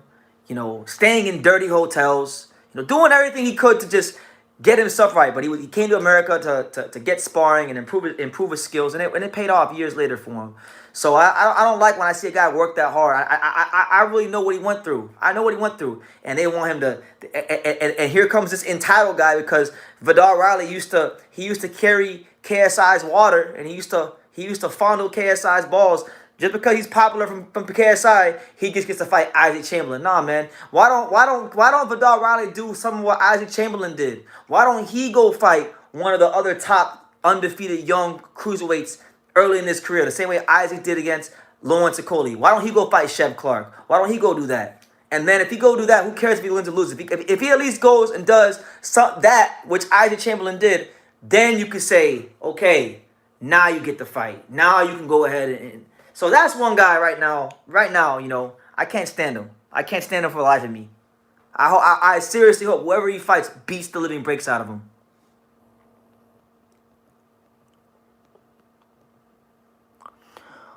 Why is Johnny Beck's career stalling? Because Top Rank, some guys don't want to fight him. But the second part of it is, I know a couple guys at middleweight. Like, I know Carlos Adames wants to fight him. I'll tell you one guy I know for a fact has made every attempt in the world to try to fight Johnny Beck. What's his name? Ian Green wanted to fight. I don't know who's on, bro. I know Ian Green wanted to fight Johnny Beck. You know, I know that. There's guys at middleweight that want to fight Johnny Beck. It's just that Johnny Beck don't bring that kind of money to the table. And then the guys that do want to fight him, Top Rank don't see the financial reward to fight those guys. So that's the long and that's the short of it. Vidal Riley beat champion Chris Miller Smith, and he also beat Daniel Dubois in the amateurs. Okay, that's cool. What has he done? What has he done in the professionals? Besides carry KSI's water and go fetch him, you know, Gatorades. What did he do? Like, I wouldn't even feel honestly like if he just did what Isaac Chamberlain did, which is step up and go fight one of the other top young cruiserweights early in his career the way Isaac had to, then I would shut the hell up. But he's not doing that. They want Isaac to fight the whole country. They want Isaac to fight the whole country. Like he didn't already just fight everybody in the country, you know. So a lot of guys get accused for ducking fights. A lot of guys get accused for not wanting to take fights. One guy that should not be accused of ducking fights is Isaac Chamberlain. He made the right move. I honestly can't stand Joe Cordina or Martin Bakole. Why is that, Alex? Why can't you stand? Now, Joe, I like Joe. Joe's a good fighter. You know? Joe is a good fighter. Like Joe Cordina. As in the ring, when he has some gloves on and he's in the ring under the lights, I've got a lot of respect for him, the Welsh Wizard. But when it comes to negotiating these big fights, it's ridiculous how he's been acting at 130, honestly. So I've lost a little like of my love for the Welsh Wizard, but he's a good fighter. Martin Bakole, though, Alex said, I didn't forget what he did to Hrgovic. What did he do to Hrgovic? Did he ducked him? Are you saying he ducked him, or you said he? What do you mean by that, Alex? Is having a boxing gym a viable investment in South Florida? Depends on what kind of gym it is. Now, I'm gonna tell you like this: if it's a gym that's like, if it's a gym that's just like a real boxing gym, I'm gonna tell you guys this: boxing's crazy, because you would think the most profitable gyms are the real boxing gyms, but the reality is the most profitable boxing gyms aren't the real boxing gyms. The most profitable boxing gyms are these boxing and fitness gyms. Where now I'm gonna tell you this: in South Florida, if you have a gym and you're not paying too much on the rent, and you can get it in a decent location, and you can start training these Instagram models, that's where the money is. That, believe it or not, that like, because I know a couple coaches down here. Like shout out to my guy Kevin Gleason. He told me Kevin told me all the time. But Kevin will be like, yeah, I don't make no money off of real boxing, but these Instagram models, they come in and they book their private sessions to hit their pads and whatever. That's where the money's at, you know. So it all depends on who your clientele is. Remember when Tony Oka was supposed to fight him, Hrgovic? Oh, that's right. You're right. Thank you, Alex. Yeah. Martin Bakole was supposed to fight. Tony Oka was supposed to fight. Martin Bakole was supposed to fight Tony Oka. Yoka got an offer to fight Hrgovic. He took the fight. Martin Bakole team put a they said no, you can't do that. And then Hrgovic got frozen out of the fight. So you're right, Alex. Thank you. That's right, Alex. Tell him. Thanks for the reminder. Joe Cordina ain't gonna achieve shit in boxing because he's champion too late. He became champion too late. What does that mean? Too late. I don't think there's a such thing as becoming champion too late. Becoming champion is becoming champion. Joe Cordina just needs to, hate to say it, but he needs to find his balls and stop being an accountant and go fight one of these guys. I mean, at the minimum, right? At the minimum, if you're not gonna fight O'Shaquie Foster, if you're not gonna fight Lamont Roach, can you do me a solid one? Could you at least, when Raymond Ford moves up, can you fight Raymond Ford? Could you do that? Because I know that's a fight. I remember when I went to the fight in upstate New York, I remember that Raymond Ford mentioned that as a fight. And when I interviewed him again recently, he mentioned that as a fight. So I'll like that fight. And let's see if you can beat Raymond. Let's see if you can beat Raymond Ford. Raymond Ford is gonna be firing on all cylinders. I know that kid's back in the gym. I know he's training hard. I know he's still got people he wants to prove wrong and continue to make a name for himself in the sport. So look, I hope that fight can happen soon, because for the looks of it, it don't look like Joe Cordina's gonna fight O'Shaquie or Lamont Roach. So if he's not gonna fight those guys, then okay. When Raymond Ford moves up, that's easy to make. It's USA versus UK. Matchroom. Shouldn't be no problem. Shouldn't be hard to make it all. Christopher wants to know, what do you think of that new Yeah Grow Up BT, the new Clarissa Shields song? Oh, that shit is fire. Listen, man, Clarissa Shields is one of the best rappers in the world. And you want to know why she's one of the best rappers in the world? Because everything she raps about, she lived, That song, that Yeah Whoa song is cool, but it ain't as good as that one song she got. How does it go? It goes, I'm all over the world, whooping ass. That's the best song right there. That's a straight banger. I'm all over the world, whooping ass. Ding ding ding ding ding. That's an 8 count. That's my favorite Clarissa Shields song right there. Shout out to my boy Kevin Effect. Good to see you, champ. And he said, "Congrats on the new ride." Yeah, man, it's good, man. It's good. It's good to have her. It's good to have a ride because I didn't have one for a hot little minute. I mean, but God is good. God is faithful. So He provided. Kevin Effect says he's quoting Clarissa Shields. He says, "The fuck I look like dropping 30 for a bitch that popped dirty." That's right. That's right. Talk your shit, bro. Yeah, bro. Have you saw Ryan's freestyle diss against Haney? I saw it on Twitter, but I didn't put the audio on. I'm sure it was whack. Ryan don't got no bars. He ain't got no bars, man. But shout out to everybody here. It's your boy BT, Untouchable True School Sports Empire, day 84. Late night with BT. Make sure you smash that like button, super chat, all that stuff. We got. I'm gonna go 15 more minutes. We're gonna make it an even 90 minutes today, and then we'll get up on out of here. And then we'll put out. I gotta get to work on content, man, because I was running errands all day. I went to the gym and worked out, so I got a lot to catch up on, you know. But that's boxing though. Boxing, like, there's so much things that go on in boxing. I don't think I'll ever be caught. I think there will always be something to talk about. There will always be a video to make. There will always be content to create. So it's like, time is valuable. Can't waste it. BT, you got a new whip? Nah, I didn't get a car. I got a scooter, but that's on the way though. Don't you worry about that. That's the next step. Don't you worry about that, Alex. 2024. I told you, man. 2024 is gonna be the year that we turn the corner just everywhere around the board, and it's begun in more ways than one. So, yeah, man. Would you spar at pro boxer? Already did it. I've sparred, let me see, like, I've sparred local guys. Like, I sparred, nobody you guys would know, but I sparred, like, probably, I want to say 4 or 5 professionals. Gabriel Chacon, who else? Ryan Jones, this guy named Ryan Jones, who was like 3-3 or 4-0. And then I sparred my boy Eric Lances Jr., who was 11-1. We sparred for a couple rounds. That didn't work out too well for me, but I did it. So yeah, I've done it before, you know. Let my nuts hang. Got in there. Yeah, no. Just go on Instagram. You'll see it. I posted it on there, Alex. You'll see it. It's definitely better than the last one. It goes a lot faster than the last one.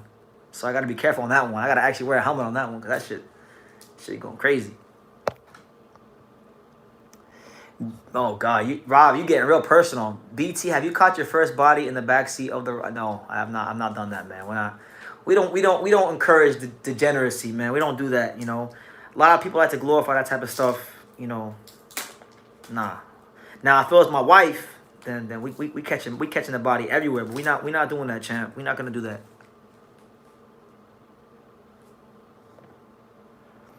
You can't be out at 90. We're too used to you being on every night now. Give me a full... No, man, listen. I can't... Listen, I have... For my own sake, guys, I have to... And by the way, guys, like, I'm not going to take no long break. Like, I'm going to go... I think it's, like, Thursday. Thursday's the last live. And then Friday, I'm not going live Friday. And then I'll be back Saturday. And then Sunday, I'm taking off. And then Monday, I'll be back again. But then, like, Tuesday to, like, next Friday, I'm taking off. I need that time off. I'm not going live because it's been messing up my routine, man. Normally I use the times I've been going live all these days. I use those days sometimes to create content. So now it's thrown on my content schedule for the last 90 days. I never really got adjusted to it because I'm always traveling and going to Vegas and Arizona and upstate New York, and so listen. Just trust me. You guys be glad that I'm not going live every single day. But I'm still gonna go live. Like, I'm still gonna go live consistently. And then once I get what I wanted to get, like, in place, then who knows? Then I probably will start going live every day again. But there's just some things I want to get in place before we start going live. But look, I've had fun, man. I feel like I became professional throughout these 84 days thus far. I thought that was a Dallas Cowboys shirt. Never. Nah, it's a Florida Panthers shirt, man. Sam Reinhart. Sam Reinhart, man. The best, one of the best goal scorers in hockey. One of the main reasons why the Panthers are winning the Stanley Cup this year. I can't wait. Play the NHL. And that's another thing, guys. The NHL playoffs start next week. And it's very personal to me. This year, it's very personal. I think the Panthers are going to win the Stanley Cup. So that's another reason. I can't be going live every day when the Panthers are playing. You guys will get the worst lives of all time if I have to go live when the Panthers are playing. So, yeah, just for the sake of quality, we can't be doing that. But I'll still be live. Don't worry. Did the 90 days of boxing stream bring more subs? 1,000% it did. It brought more subs. But more importantly than the subs, because subs come and go. I get subscribers every day from shorts, from videos, from old interviews. Really and truthfully, man, like, the important thing was really just, like, developing an even closer relationship to you guys, the audience. So that's really what it was about more than anything. He says, I got work to do. What do you mean by that, Danny? Be specific. Don't be non-specific. BT, why are you avoiding my Usyk Fury question? Are you undecided? I think it depends on game plan. Now I'm not undecided. Tyson Fury is gonna beat Usyk. That's not a question in my head. Usyk is a great fighter. Don't get it twisted. Usyk can beat Fury. I don't want to write him off. I think Usyk is the most mentally strong fighter Fury has ever been in the ring with, but I don't pick against Tyson Fury in big fights. I don't. These are the fights he gets up for. It's these Ngannou fights and John McDermott and these little fights that he has problems in. But he is the definition of fighting up and down to your level of competition. So I've always picked him in big fights. I'm gonna continue picking him in big fights. Usyk has the footwork to outbox him, but I think Fury is gonna make this the kind of fight where it has to be a case of a good big man beats a good little man, like many times in box history. So we'll see how it goes. But I'll tell you this, man. If Usyk beats Fury, it cements him without a shadow of a doubt in my mind, not just as a Hall of Famer, but an all-time great of the sport. Because now he will have now become the Evander Holyfield of our era, in the 4-belt era, to go undisputed in cruiserweight and heavyweight. Are boxing belts made with real gold? They look a bit cheap. Milky Way wants to know.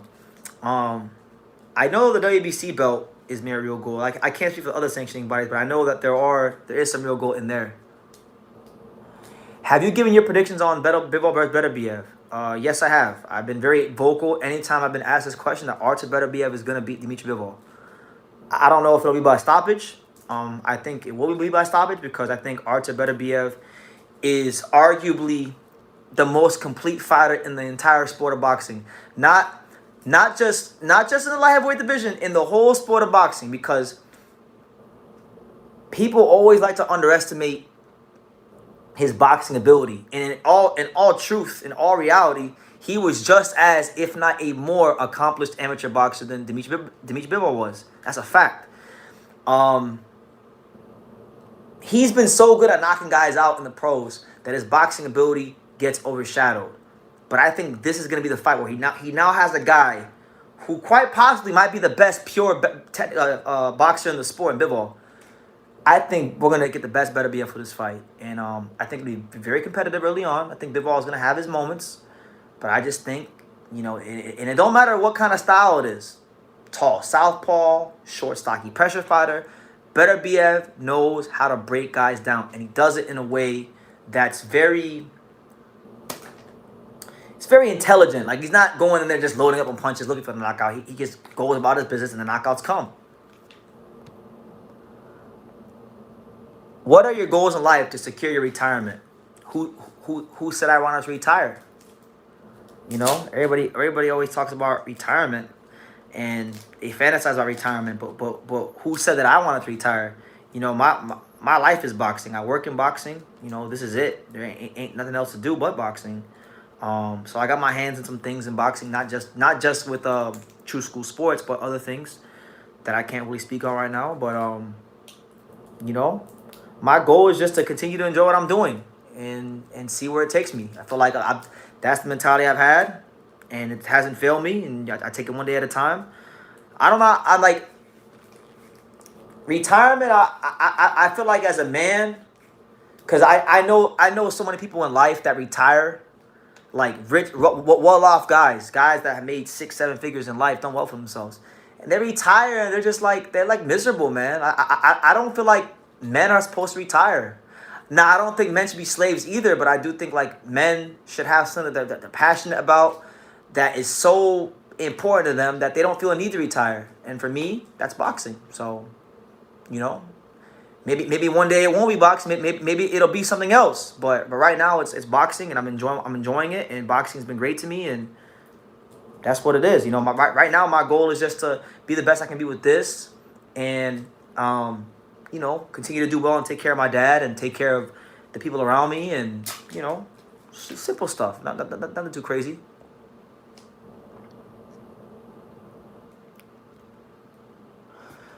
Shout out to my guy Philippians 413 with the first super chat alive. Listen, guys, you might want to thank him. He might have just extended this live. You know, shout out to him with the $20 super chat. He says, seriously, is it just me, or does it seem like 2024 you've been giving us more content, more videos this year than any other year? Stars up. Yeah, shout out to the Dallas Stars. And yes, I feel like I've slowed down a little bit because honestly, there's so many videos I want to get to I haven't got to yet. But yeah, this year, I definitely think in the first 3 or 4 months, I've worked harder in 3 or 4 months than I have sometimes in 12-month years. So yeah, that's definitely a thing. And the crazy part is I know I can be better, and I'm going to be better. And I challenge myself every day to be better. So yeah, shout out to you, Philippians 413. God willing, I know Dallas Stars, they're going to be playing, I think, their current matchup in the West, I think, is the Las Vegas Golden Knights. So I will always be rooting against the Knights because I hate them. So, yeah. You have good energy and enthusiasm for boxing. You always have you always have to have something to fall back on, a real job. People have told me that the last 9 years of my life covering boxing, and the last 10-something years of making content. I've done pretty good with my money. You know, like I haven't been dumb and foolish. You know. I make pretty good decisions, so I'm gonna keep making my sound, prudent decisions. But I appreciate you, champ. Like I said, you know, I can't really speak too much on it, but I got other things I got my hands on involved in boxing, and you know. But I like to let people think that I'm just here aimlessly talking. BT, the secret to a long life is to indulge in good old trees. Ask Bob Arum. Yeah. Listen. I don't know how long. I don't know how long I'm gonna be here in life, you know. So we make the most of every day, and that's what everybody should do. Bob Arum, I don't think that guy's ever gonna die, you know. Shout out to my guy Rocky Austin. He says, looking forward to watching tomorrow's heavyweight doubleheader, and most especially looking forward to watching another clinic from Filipino junior lightweight contender Charlie Suarez. Yes, shout out to Charlie Suarez, man. Charlie Suarez, good fighter. Has a good fight on his hands. You know, Luis Cordia's got 6 losses, but he's better than a 6-loss fighter. So Charlie Suarez better come with it tomorrow. He better come correct, because if not, he might get an L hung on his record. You know. But shout out to him. You know, it's always good to have Filipino fighters in the mix. It's always good to have Filipino fighters, you know, relevant and active. You know, so I like that. Where is the old man, BT? We love him and yourself in Australia. And I love the Aussies, man. I can't wait to go to Australia one day. And with the way things are going this year, things are like, life is in such a great place. We might fuck around and go to Australia this year, honestly. So I'm looking forward to that. But now Pops is sleeping. He's taking a rest today. Pops will be live. Will be tomorrow for the Jared Anderson card. So make sure you guys tune in for that if you want to see Pops. Shout out to my guy, Hockey from Malaysia. Good to see you as always. And my boy Alex rocking with me live at night. He says, Mike was a trash talker along with it. Better BF not really. With Mike, you had a 2-1 package, 3-1 if you want to count how fast his knockouts were. Better BF is still the beast from the East, though. Artur Better BF is one of the greatest fighters I've ever seen fight live. I've seen every fighter you guys can name presently fighting in boxing. That's a big name. Apart from like maybe like the heavyweights, like Joshua and Fury, the guys from England. I've seen pretty much every fighter fight live, like all of them, in a way too as well, I guess. But out of all the fighters I've seen fight live, Artur Better BF is hands down one of the top 3 greatest fighters I've ever seen fight live. Special talent. Can box, can punch, can slug. He's tough as nails. I mean, everything you could possibly want. You know what I'm saying? Shout out to my guy, Al the Pal, with the $5 super chat. He says, Robert Garcia said David beats Bivol and Better BF. What do you think? What credit fight would you give them? Who are your favorite Mexican or Mexican-American fighters? Great questions, Al the Pal. I would like David's chances a lot more against Bivol. I think Bivol won't punch hard enough to keep David off of him. But he's still a tough matchup. You know, Bivol is a world-class boxer, transitions from offense to defense to offense very well. Also has a great package of feints, very good at feinting and offsetting his opponent's rhythm. So, he can still get outboxed by Bivol. But I like that fight more for David. There's obviously more familiarity there with them, too, because they sparred each other before. So they have that familiarity. Better BF, I've been so adamant about this fight. Like, if they ever fight, Better BF is going to punch 80 holes to Benavidez. That is a horrible fight for him. But if it's when he wins, that's where, Benavidez, I would look at him in an even higher regard. But I hate that fight for him. I think Better BF would beat him. Personally, guys, if you want to know one fighter in boxing that I think will never lose a fight, it's Artur Better BF. That guy, to me, I think is going to retire undefeated, all knockouts. Like, that's how special of a fighter I think he is. And he said, what credit would I give them? I mean, I would give Benavidez credit for beating any one of them. Those are 2 great fighters. And as far as my favorite Mexican and Mexican-American fighters, as far as just Mexican fighters right now, I would say Gallo Estrada and Eduardo Sugar Nunez are definitely leading the pack for the Mexican fighters of today. Mexican fighters of, like, the past, Salvador Sanchez is my favorite Mexican fighter ever. So, yeah, him. And then as far as Mexican-American, the guy at the top of that list is my guy. One of the best featherweights in the world, former world champion, the soon-to-be 2-division champion, one of the hardest working fighters in boxing, the guy that had 3 fights and won all 3 of them in decisive fashion against live competition in 5 months. Angelo Leo, man. That's my favorite Mexican-American fighter in boxing, hands down. No, because you guys just don't understand how much that kid loves boxing. And he deserves every last bit of success he's getting. I mean, he takes fights. He's been taking a lot of these fights on short money, and a lot of these fighters say that they're willing to do any and everything to get to where they want to be at. But here's a guy that doesn't talk at all. He shows you time and time again, not by talking but by actions, what he's about. And I would definitely love to see him get a title shot next. Shout out to my guy, my man, the Dundada of boxing media. We're in the True Schools to Tell era.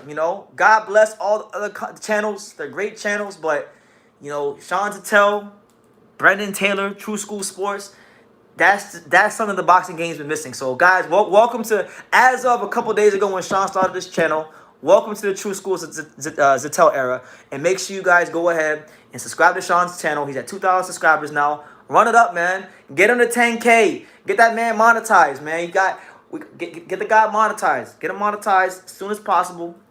Go give him some views. Go hit that like button. Go get that watch time up so that my man Sean could be properly compensated for the world-class content he's giving you.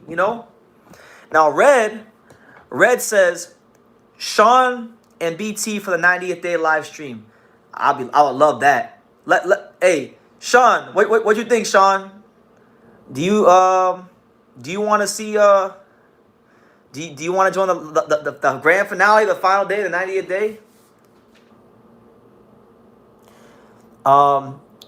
Kevin Effect says, I asked Raymond Ford if he would fight Angelo. He gave money excuses. I hope he gets a belt opportunity ASAP. I love watching Leo. Look, man, Raymond Ford, he's been very vocal over the years. Like, look, like I remember years ago, Raymond Ford on an Instagram live. I'm gonna say it was like 2020 or 2021 when I used to follow him on Instagram back then.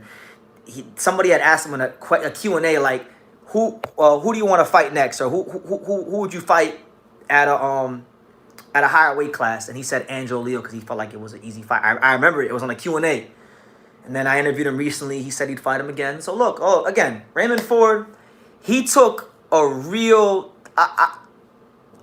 like the biasness in me wants to sit here and be like, yo, he's ducking Angelo, this, that, and that. I want to say that, but I'm a fair guy, and I gotta keep consistent. He took a very, very hard fight with Otabek Komatov under some of the most ridiculous, most tough circumstances there is, and guess what? He shined when it counted. So I feel like he should get compensated because Eddie Hearn didn't win the purse bid. Eddie Hearn kind of left him out to dry, and he had to really turn in. He had to show special stuff on the night, which it was great for us, the boxing fans. But look, if it's meant to be, they'll fight. You know, I don't think Raymond Ford is ducking Angelo, and I think he would fight him. If Angelo gets that belt against Venado, and Raymond Ford is still there, then at that point we'll have to press more for the fight. But right now, you know, Angelo don't got a belt. Ford doesn't even know what he's doing yet as far as staying at 26 or 30. So. It is what it is, you know. But respect to Raymond Ford, you know. I like the kid from Camden. BT, you picked Leo or Pretty Boy Bam as your damn right. Hell yeah, I picked him over Bam. Bam's a great fighter. I like Bam. Big fan of Bam. But listen, Angelo, it's just different, man. He's my first of all, Angelo's my friend. He's my friend. But apart from being my friend, I'm telling you. I don't know any other fighter in boxing who loves the sport like him. I'm talking about like Angelo he don't watch anything else but boxing. I'm talking about he could be at his house, he's watching boxing. He could be at the restaurant, he's watching boxing. He can be in traffic, he's watching boxing. I mean, obsessed with the sport, you know. Even after the Baez fight, like he watched the fight 2 or 3 times before he went to sleep. His own fight, you know. So just being around him, it makes me want to do better in life, you know? Straight up. So, yeah. I'm not taking nothing from Bam. It's just, you know, I'm cool with Angelo, and he's a fantastic fighter. And I think, you know, fight by fight, people are going to start to figure out just how good he is, you know? His best boxing still in front of him. Ford better not duck. Ford can beat Angelo. Angelo is still a favorite at the moment. I think it's a good fight. One thing I'll say about Ford that I didn't realize until I saw him recently, big kid for the weight. He's definitely going to be a 30-pounder, maybe even a 35-pounder. But that's a great fight for the division. But again, these guys got to get paid. Ford had a tough, arduous road to become champion. So if he wants to get paid after putting on a classic fight like that against Komatov, then yes, he should get paid because he won against all odds. Got to give it to him. And I think, you know, Joe Cordina. I think the Joe Cordina fight at 30 would be the fight that if I was the guy in charge of Ford's career, the Cordina fight at 30 would be the best because then Ford is not gonna have to make that sharp weight cut and kill himself. And you know that's a very winnable fight, and it's a chance to become a 2-division champion and increase his value in the sport. So I like that fight for him. And then Sean said, what did Sean say? He says, I'm with it, bro. You got it. Thursday before Haney and Garcia, right? It'll be live from Brooklyn, but let's hold. So there you got it. There you got it, guys. Sean Zattel has agreed to be part of day number 90. So we're going to close it out in grand fashion. I had some other things planned for the live, which I'm still going to do. I'm not going to say it here, but that'll be part of that live too. So there you have it. If you guys see the comments, you got the comment from the man himself. Sean Zattel has agreed to be part of the 90th day. It'll be Thursday, Sean. So, yup, in Brooklyn. Your roots, you know, Bensonhurst, you know, Brooklyn. And yeah, we're in the true school Zattel era. Frank wants to know, before you go, BT, what are your thoughts on Tim's brother Nikita fighting on 25th? Do you think he has potential? Yeah, he's got potential, man. I think he's a bit more crude than Tim Tszyu. His defense is even leakier than Tim Tszyu because he had a fight. I can't remember who he fought, but his last fight when he fought in Australia, I remember I covered it, but I can't remember who the guy's name he fought was. Some Australian guy. Very crude fighter. Just likes to close the gap. Likes to go to that body. Sometimes sacrifice just defense for offense. So it'll be an entertaining fight, but I think Tim is better than him. DB wants to know, am I crazy or were you in the corner of the Pro Box car? No, you're not crazy. That was me. I was there. Yep, I was. I'm part of Team Leo, so yeah, for sure. I was in the corner for that fight, and I was in the corner for the fight with Mike Plania. So his last 2 fights, I was in the corner, and I actually said the prayer for the team. Like before we walked out, I said the prayer before the Plania fight, before I got that knockout, and I said the prayer before the Baez fight. So yeah, that was me. He says, yeah, I saw you there Wednesday in the ring after the Baez fight. Yeah, I was there. Were you at the fights, or? But yeah, great news, guys. Sean Zattel will be here. He'll be here on next Thursday to close it out with me. Day 90, you better have a cigar going and something brown and strong in a glass. I don't care if it's dark, sweet tea. We toasted. Yeah, we're going to toast, man. We're going to toast. And then I'm telling you guys, there's going to be some announcements here on some things I want to implement on the channel that you guys are going to really like. So we're going to get all that in place. You know, the great thing about Sean starting his channel is that, you know, I feel like I have a responsibility, not just for myself, but for Sean, because he's running his own channel now. And you know, there's some adjustments he's got to go through as a content creator. And, you know, I want to be the best I can be for him. So it's going to be, you know, I feel like Sean starting his own channel was like the best thing to happen, not just for him, but also for myself. So really excited for the True School Zattel era, for the Zattel True School era. Yes, sir. They said BT was the backup cut man. No. There's only one guy that's the cut man. There's only one guy qualified to do that on Team Leo, and that's the legendary Luis Chavez. If you guys don't know who Luis Chavez is, that's like boxing royalty. Luis Chavez is boxing royalty. He's like this trainer from New Mexico. He's part of Angelo's team. He doesn't really talk much, and he's not in front of the camera much. But Luis Chavez, he helped train and develop Danny Romero back in the day. Also Angelo as well. Great guy. Great boxing mind. Been in boxing 40, 50 years. Knows his shit, man. I love Luis Chavez. That's one of my top 15 favorite people in boxing. Is Subriel Matias ducking Elvis Rodriguez? No, nobody 92 wants to know that. Man, why you gotta ask this question, man? Because I'm gonna be honest, man. He's fighting Liam Paro, so no, I don't think he's ducking him because Liam Paro was the initial option. Had he not made a Liam Paro fight and fought somebody else, then I would have said yes. But you know, the money that they were offered, they didn't like him and Michelle Rivera, and that's why they didn't fight. So yeah, you know, I don't understand, like, why did he go from Liam Paro, then go to Michelle Rivera, then go to Elvis Rodriguez, and then come back to Liam Paro? Like, it was kind of weird how that all played out, but it's boxing, man, and negotiations.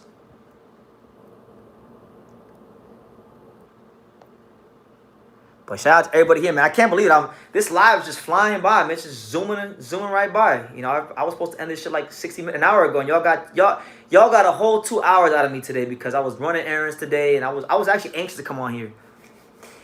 I don't think Matias is ducking anyone.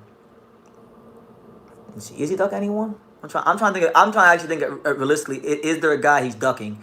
And right now, he's not ducking anyone. So, look, the Liam Paro fight's a great fight. I know they're going to fight in June in Puerto Rico. I've never been to Puerto Rico, and, you know, that's part of my heritage, so I would love to go to that fight, but I don't know what's the date for that fight? Can y'all tell me what the date for that fight is? Because I know it's in June. I believe the date was June 15th, but guys, tell me what the date is for that fight, because depending on when it falls in June, I might go. I might try to go out there. I'm gonna look that shit up right now. Let me see. Subriel Matias, the Puerto Rican monster. Elvis manager said that the Elvis fight was offered first, and then they chose. Oh, really? Because in the media, it was in the media. I remember hearing Paro first, but again, just because it was the media first, it doesn't mean that's how things played out. So if that's how in reality it really went down, then yeah, then it'll be a duck. But I don't really know. I don't. There's no way of me confirming that. But if there's a way that they can confirm that they were in negotiations with Paul first, or with Elvis Rodriguez first before Paul, then yeah, it'd be a duck. But from what I've seen, it's Paul. And so it's June 15th. So look, June 15th. There's a fight that I know that's gonna happen on June 15th, that I can't say what it is, but I might be at that fight. And then I might not even be in America at that time. I don't even know. That June's so far away. And then I know the Boxing Hall of Fame is going on. When's the Boxing Hall of Fame going on? Like, I gotta start putting together my June itinerary. Boxing Hall of Fame. Because I wanted to go to the Boxing Hall of Fame weekend, but you know, I might not even be in the country for that either. So who knows? Like I always say, who on God's green earth knows where the hell this boxing journey takes us? When the hell is Boxing Hall of Fame weekend? I need to know that. I need to know a date. So Hall of Fame weekend is June 6th to June 9th. Matias fights the 15th, and I might not even be in the country around that time. So June's gonna be a crazy month. June's gonna be one of the busy months of the year. But I would like to go to that fight just so I can go to Puerto Rico and like see part of my heritage and go cover boxing and go see Super Matias and Liam Parle. So yeah, Boxing Hall of Fame weekend is June 6th to June 9th, and I really want to go because I had a great time when I went in March. And there was nobody there when I went. It was just there was a handful of people in the museum. It was cold. It was a cold, snowy day in upstate New York, but it's gonna be sunny. It's gonna be the summer. There's gonna be a bunch of boxing people there. I feel like I will get a lot of great content for you guys out there, and it'd be a whole lot of fun. So yeah, I gotta start putting together my June itinerary and start pinning down where I'm gonna be at what time, so I know what I'm doing. But yeah, listen, guys, it's been a pleasure. This live has went on a long time. I got things I gotta take care of, but guys, God bless. Take care. Thank you for tuning in. Thank you for the support. Last reminder: tomorrow or later today, I should say, later tonight, I will be live for Jared Anderson versus Riyad Mary with Pop. So if you guys want to tune in and join along and watch along for that, please join us and check out all the content on the channel. I got videos I'm gonna make and shoot after this live is done. So definitely tune in to any and all content I put out, and just keep supporting the channel because the growth has been phenomenal this year, and I know it can get even better, and it's gonna get better as we get into going to the Boxing Hall of Fame in Japan and going to more fights and going to training camp with Angelo Lee. I mean, it's just gonna be nothing short of a movie, and I want you guys to be part of it every step of the way. But that concludes the 84. You guys take care, and like I say in every single one of these videos, you can love me or you can hate me, but I'm just a kid from Daniel. So until next time, take care, guys.